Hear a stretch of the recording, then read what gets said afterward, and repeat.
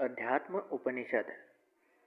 शरीर के अंदर स्थित हृदय रूपी गुहा में एक अद्वितीय अज कभी जन्म न लेने वाला नित्य यानी शाश्वत निवास करता है। पृथ्वी इसका शरीर है। यह पृथ्वी के अंदर रहता है, किंतु पृथ्वी इसको नहीं जानती। जल जिसका शरीर है, जो जल में निवास करता है, पर जल को उसका ज्ञान नहीं। तेज जिसका शरीर है, जो तेज के अंतर्गत संचरित होता है, पर तेज जिसे नहीं जानता। वायु जिसका शरीर है, जो वायु के अंतर संचरित होता है, पर वायु जिसे नहीं जानता। आकाश जिसका शरीर है, जो आकाश में संचरित होता है, पर आकाश जिसे नहीं जानता। मन जिसका शरीर है, जो मन में संचरित होता है, पर मन जिसे नहीं जानता। बुद्धि जिसका शरीर है, जो बुद्धि में निवास करता है, पर बुद्धि जिसे नहीं जानती। जिसका शरीर अहंकार है, जो अहंकार में निवास करता है, पर अहंकार जिसे नहीं जानता। चित्त जिसका शरीर है, जो चित्त में संचरित होता है, पर चित्त जिसे नहीं जानता। अव्यक्त जिसका शरीर है, जो अव्यक्त में संचरित होता है, पर अव्यक्त जिसे जानती नहीं। अक्षर जिसका शरीर है, जो अक्षर में संचरित होता है, पर अक्षर जिसे जानता नहीं। जिसका शरीर मृत्यु है, जो मृत्यु में संचरित होता है, पर मृत्यु जिसे जानती नहीं। वही सर्वभूतों में स्थित उनका अंतरात्मा है। वही निष्पाप और वही एक दिव्य देव नारायण है। शरीर और इंद्रियादि अनात्म विषय है। इनके विषय में मैं और मेरा का भाव अध्यास भ्रांति मात्र है। इसलिए विद्वान को चाहिए कि वह ब्रह्मनिष्ठा के द्वारा इस अध्यास भ्रांति को दूर करे। अपने को ही बुद्धि और उसकी वृत्ति का साक्षी मानकर स्वयं को प्रत्यगात्मा समझे। वह मैं ही हूँ। इस सोहम वृत्ति से अपने अतिरिक्त समस्त पदार्थों से आत्मबुद्धि का परित्याग कर दे। लोकानुवर्तन यानी संसार का अनुसरण छोड़कर देहानुवर्तन भी त्याग देना चाहिए। देहानुवर्तन के पश्चात शास्त्रानुवर्तन भी त्याग दे। इसके बाद आत्म अध्यास आत्म भ्रांति का भी परित्याग कर देना चाहिए। सदा अपने आत्म स्वरूप में स्थित रहकर युक्ति, श्रुति, श्रवण और स्वानुभूति द्वारा सबको अपना ही आत्मा स्वरूप जानकर योगी पुरुष का मन विनष्ट होता है। निद्रा, लोकवार्ता, शब्दादि विषयों तथा आत्मविस्मृति का कभी अवसर न आने देकर आत्मा में आत्मा का चिंतन करना चाहिए। माता और पिता के मैल से उत्पन्न इस शरीर को, जिसमें मल और मांस भरा है, इसे चांडाल के समान दूर करके काया के साथ स्व के बोध को त्याग कर ब्रह्मरूप होकर कृतार्थ हो। हे मुने, महाकाश में घटाकाश के समान परमात्मा में आत्मा को विलीन करके अखंड भाव से सदैव शांत रहो। स्वप्रकाशित, स्वयंभू और अधिष्ठान ब्रह्मरूप होकर ब्रह्मांड और पिंडांड का भी विष्ठा पात्र के समान परित्याग कर देना चाहिए।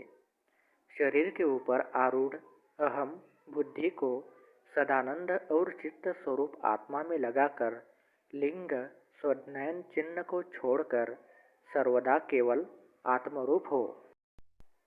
हे निष्पाप, जिस प्रकार दर्पण में विशालपुर नगर दिखाई पड़ता है, उसी प्रकार अपने को मैं ब्रह्मा हूँ ऐसा जानकर कृतार्थ हो। अहंकार से मुक्त हुआ पुरुष आत्मा स्वरूप को प्राप्त करता है। वह चंद्रमा के समान विमल होकर पूर्ण सदानंद और स्वप्रकाश बनता है। सांसारिक क्रियानाश से चिंता विनष्ट होती है और चिंता नाश से वासना का क्षय होता है।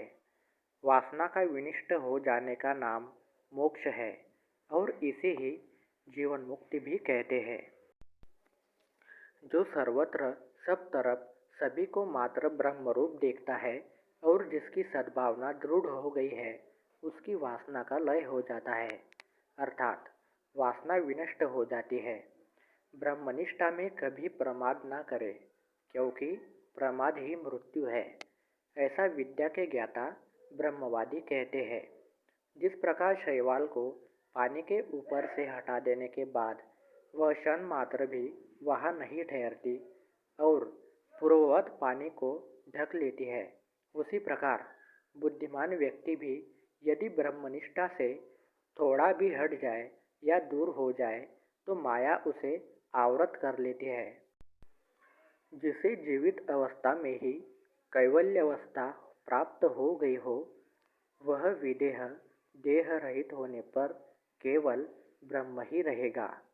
इसलिए हे निष्पाप, समाधिनिष्ठ होकर निर्विकल्प बनो। जिस समय निर्विकल्प समाधि से अद्वैत आत्मा का दर्शन होता है, उसी समय हृदय की अज्ञान रूपा ग्रंथि का पूर्ण रूपेण विनाश और विलय हो जाता है।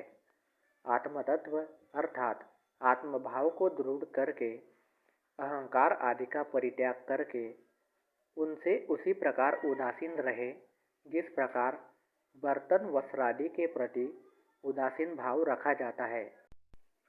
ब्रह्मा से स्तंभ यानी तृण पर्यंत समस्त उपाधियां मिथ्या है। इसलिए सदा एक स्वरूप में अवस्थित रहने वाले अपने पूर्ण आत्मा का ही सर्वत्र दर्शन करना चाहिए।